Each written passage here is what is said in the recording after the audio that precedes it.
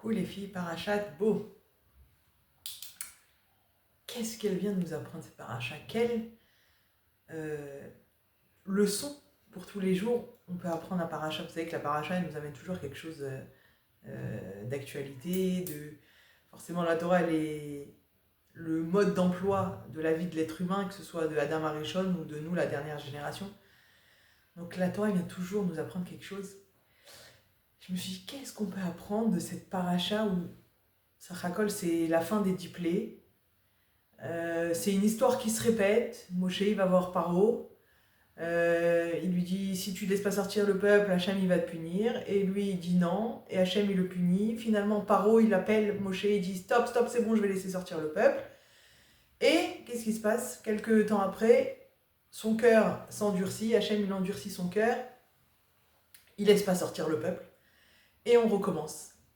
Je me suis dit qu'est-ce qu'il y a d'intéressant dans ce paracha? Qu'est-ce qu'il y a d'interpellant par rapport à notre vie de tous les jours? Alors c'est pas très agréable comme comparaison, c'est pas cool, c'est pas sympa, mais en fait on a chacun un paro à l'intérieur de nous. Évidemment on a un côté un côté blanc, un côté noir, une part d'ombre, une part de lumière, appelez ça comme vous voulez, mais on a chacun un paro à l'intérieur de nous. Et je me suis dit c'est fou comment la réaction de Paro elle peut être attribuée à chacun d'entre nous tout le temps. Qu'est-ce qui se passe avec Paro? Hachem, il envoie Moshe pour leur dire fais-les sortir, dit à Paro qu'il les laisse sortir. Paro, il dit non, je ne les laisserai pas sortir, je ne connais pas votre Dieu, je ne sais pas qui vous êtes. Voilà, il prétend être lui le Dieu du monde. Donc non, en fait, je ne laisserai personne sortir d'ici. Et il a une maca et il appelle Moshe en urgence, finalement se les sortir, etc. Je me suis dit c'est fou comme ça ressemble à l'être humain en fait, à tout être humain, à tout à chacun, qu'on soit juif ou pas, peu importe, ça change rien. Mais ce comportement de je prends sur moi, ok voilà, je décide, j'ai compris la leçon, je décide, je vais faire différemment. Ça veut dire, j'ai compris, voilà, je me suis pris une petite claque dans la vie, ou une petite dispute, chaque jour avec son échelle évidemment. Donc j'ai appris la leçon, je vais changer. Ou bien j'ai entendu un chiour, je vais améliorer. Ou bien, peu importe, j'ai une mauvaise expérience, je vais apprendre une leçon. Tous les jours, chaque seconde, on a cette réflexion ou cette réaction instinctive de dire ok je vais changer ou ok je vais améliorer. Et finalement, comme tous les êtres humains de la Terre, on retombe dans nos travers. On retombe dans nos habitudes, tout ce qu'on a l'habitude de dire ou de faire, nos réactions sont quasiment les mêmes. Vous savez que nos journées, c'est prouvé scientifiquement, nos journées ressemblent l'une à l'autre, ça veut dire que ma journée d'hier, alors comment vous expliquer? Les pensées que j'ai eues dans ma journée d'hier sont à 98 ou 99% les mêmes que celles que je vais avoir aujourd'hui. C'est-à-dire que ma journée, elle est quasiment la même, sachant que ma journée, elle dépend beaucoup de mes pensées et inversement. C'est-à-dire que tout se ressemble. Donc, quand on a cet élan de vouloir faire un changement, on a aussi malheureusement cette habitude qui reprend très vite le dessus. Paro, il nous le montre. Attends, Paro, ton pays, il est dévasté. Fais quelque chose, arrête, stop. Non. Alors c'est vrai que lui, il a la chance, la malchance, que Hachem, il vient, il lui endurcit le cœur. C'est-à-dire que Hachem, il vient, dès qu'il va vouloir, ok, je vais les laisser sortir, il lui endurcit le cœur. Alors déjà, on peut se demander pourquoi il lui endurcit le cœur, c'est pas juste. Attends, il a envie de faire une bonne action, ou en tout cas d'écouter ce que Hachem lui demande, et Hachem, il vient et il lui endurcit le cœur. Alors d'abord, il faut savoir qu'il lui a pas endurci le cœur plus dans le négatif, il lui a juste rééquilibré. C'est-à-dire que les nissim, les miracles étaient tellement gloïm, étaient tellement énormes, que c'est là où il a perdu son libre arbitre. C'est là où il ne pouvait plus voir le mal. Le bien était tellement à l'état pur, d'accord, les miracles étaient tellement clairs et nets, c'était de la lumière à l'état pur, qu'il n'avait plus ce choix que d'aller dans l'obscurité, dans les mauvais penchants. Donc Hachem, il lui a rééquilibré le mauvais penchant, pas le bon penchant. C'est-à-dire qu'il a remis en équilibre le bon et le mauvais pour qu'il puisse vraiment avoir un choix. C'est pas que juste il l'a puni en lui endurcissant le cœur. Il lui a redonné la possibilité de faire le choix entre le bien et le mal à norme égale. Ça veut dire que voilà, tu as vu du bien à 90%, ton 10%, il n'est pas, il est pas légal, il n'est pas légitime dans la vie d'un homme. Il faut avoir 50-50 pour pouvoir avoir la Bechira. On va ouvrir le sujet de la Bechira, mais voilà. Donc Hachem, il lui a endurci le cœur à ce niveau-là. Toujours est-il que son pays est dévasté. Les gens, ils meurent autour de lui. Les animaux, ils meurent. La végétation, elle meurt. Tout tombe en ruine. Et encore une fois, il refuse. Et encore une fois, il retombe dans ses travers. Qu'est-ce qu'on peut apprendre de Paro? Qu'est-ce qu'on peut apprendre du Paro qui est à l'intérieur de nous? Quelle a été la faute de Paro? Enfin, la faute, l'erreur en tout cas. Paro, il n'a pas accepté son côté humain. Paro, il s'est pris pour un dieu. Il a cru que c'était lui le maître du monde. Il a cru que c'était lui qui dirigeait le monde entier. Quand Moshe est venu, il a dit « Mais c'est qui votre dieu? Je ne le connais même pas. Kilou, moi je connais tous les dieux, moi je suis au-dessus de tout ça. » On dit que Paro, il allait faire ses besoins le matin dans le nul pour que personne ne le voie, qu'on le prenne pour un surhomme. C'est-à-dire que Paro, il n'a pas accepté son côté humain. Et qu'est-ce qui se passe quand on n'accepte pas son côté humain? On a du mal à évoluer, on a du mal à avancer, on a du mal à grandir. Parce qu'on le met de côté, notre côté humain, on le met de côté, notre vulnérabilité, notre possibilité à fauter, notre possibilité à ressentir, notre zone d'ombre, ce qu'il appelle Jung, la zone d'ombre, tout ce qui est moins bien selon notre jugement personnel, évidemment. Alors, on préfère le mettre de côté, on préfère qu'il ne rentre pas dans notre vie, dans ce qu'on est ou dans ce qu'on fait. On préfère faire abstraction de ce côté noir qu'on a à l'intérieur de nous. Le problème, c'est que quand on fait abstraction de ce côté humain, finalement, parce que le côté pas parfait, c'est le côté humain, et ben on n'arrive pas à vivre pleinement notre vie. On n'arrive pas à sortir de qui on est. On n'arrive pas à avancer dans notre vie. C'est-à-dire que quand on est figé sur « non, je vais réussir, non, je vais faire », non, dans le perfectionnisme ou dans le plus que ça, même que le perfectionnisme, dans le « je m'oblige à », on arrive finalement, on ne tient pas sur la longueur. On ne tient pas sur le changement, on ne tient pas sur la déshabitude. Dès que on fait rentrer en nous cette partie humaine, cette partie de zone d'ombre que tout le monde a, tout le monde est fait de lumière et d'ombre, c'est normal. De toute façon, pour que la lumière elle brille, il faut qu'il y ait de l'ombre, et c'est normal. Mais pour que cette lumière elle brille au maximum, il faut la reconnaître, cette part d'ombre à l'intérieur de nous. Il faut l'accepter, il faut la connaître, il faut l'accepter, il faut vivre avec. C'est-à-dire qu'elle va faire, quand on aura pris l'entité de ce qu'on est, c'est-à-dire notre zone de lumière et notre zone d'ombre, alors la lumière elle va pouvoir éclairer au maximum. Alors on va pouvoir sortir notre pleine puissance qu'on a à l'intérieur. Parce que oui, effectivement, nous avons des zones d'ombre, nous avons des défauts, nous avons des parties de nous qu'on n'aime pas, qu'on aimerait ne pas avoir. Mais on les a, on est des humains. Donc Paro, on voit bien qu'il se crache jusqu'au bout où il va rentrer dans l'eau, l'eau elle va lui arriver à là, et il va dire ok c'est bon, j'ai compris. Michael, que je sais pas si c'est Kamocha Hachem, Mikamocha qui est Baïlim Hachem. Personne n'est comme toi Hachem, personne. C'est bon, j'ai compris. En fait, il n'y a que toi qui est Hachem. Il n'y a que toi qui est parfait. Nous, on est des humains. Nous, on a notre zone d'ombre, nous, on a nos défauts, on a nos réactions négatives, on a nos émotions qu'on n'accepte pas. On a cette partie. Ok, il n'y a que toi Hachem qui est parfait. Il n'y a que toi Hachem qui est que lumière. Il n'y a que toi. Nous, en tant qu'êtres humains, on est des êtres humains, on a une part d'ombre. À partir du moment où on comprend ça, que c'est ok, on a une part d'ombre, c'est ok, des fois je ne réagis pas comme je voudrais réagir, des fois je culpabilise alors que je ne devrais pas culpabiliser, je devrais apprendre à accepter ma réaction pour pouvoir la transformer. Parce qu'encore une fois, la base de la transformation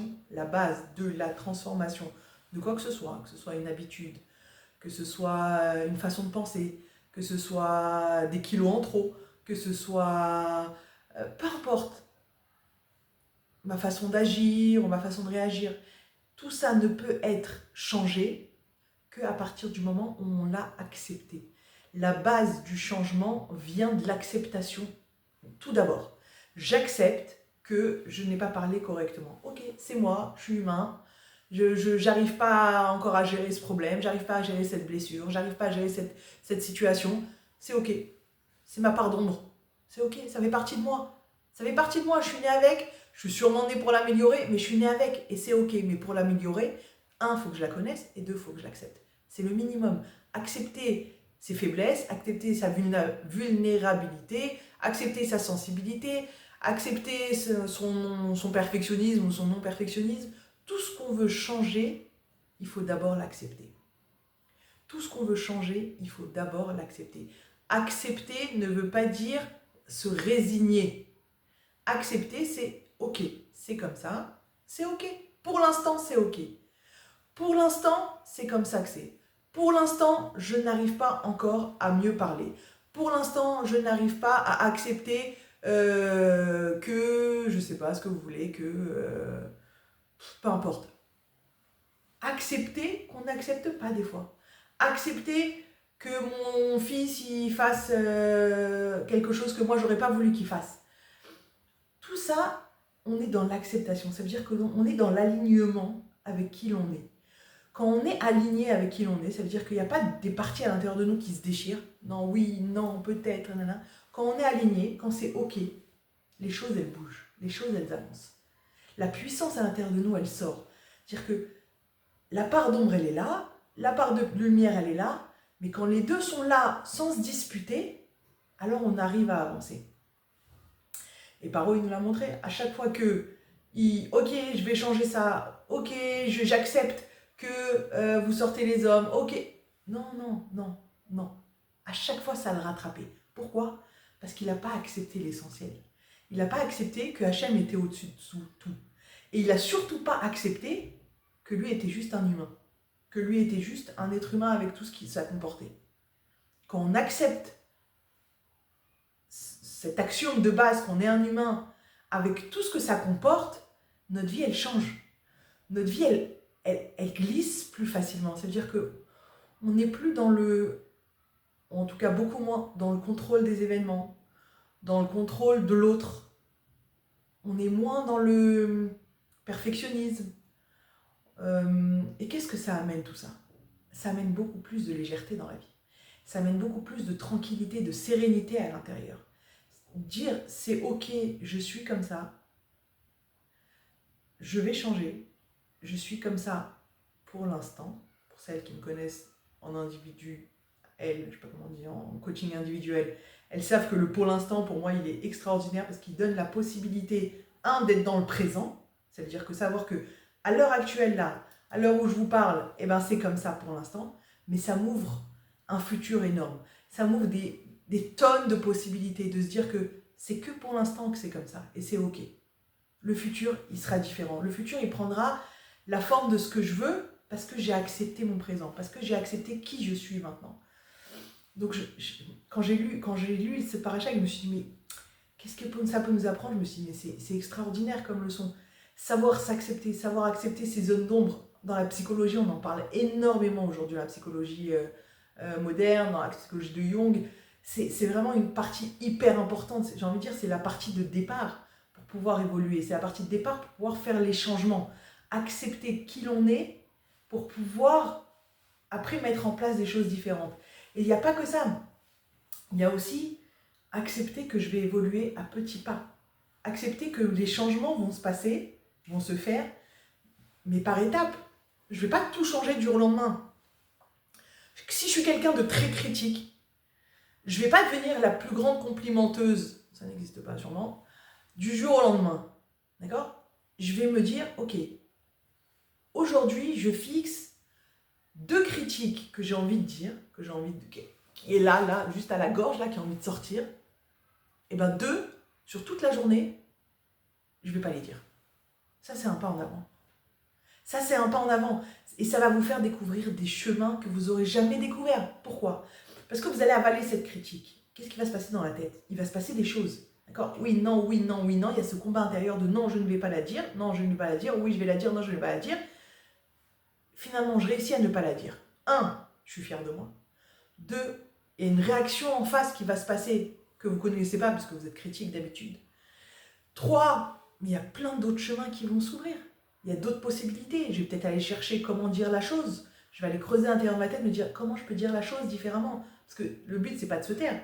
Le but, c'est de trouver la façon de le dire où c'est constructif. Donc, je vais aller chercher à l'intérieur de moi des chemins. Je vais aller regarder l'autre pour savoir en fait quels sont ses filtres. Quel message, comment lui il va interpréter mon message pour qu'il interprète bien. Donc, je vais aller à la recherche de l'autre. Je vais aller savoir comment lui il voit les choses.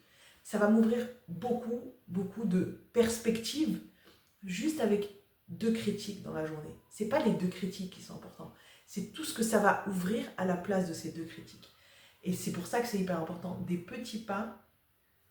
Et quand on rate, par exemple, j'ai pas réussi à me taire, on m'a critique. J'ai fait la critique. Qu'est-ce qui se passe? Eh bien, c'est OK. Aujourd'hui, j'ai pas réussi. Ça veut pas dire que demain, je dois en faire 27 de plus. Ça veut dire qu'aujourd'hui, j'ai pas réussi. Demain, je reprends mon challenge et je continue.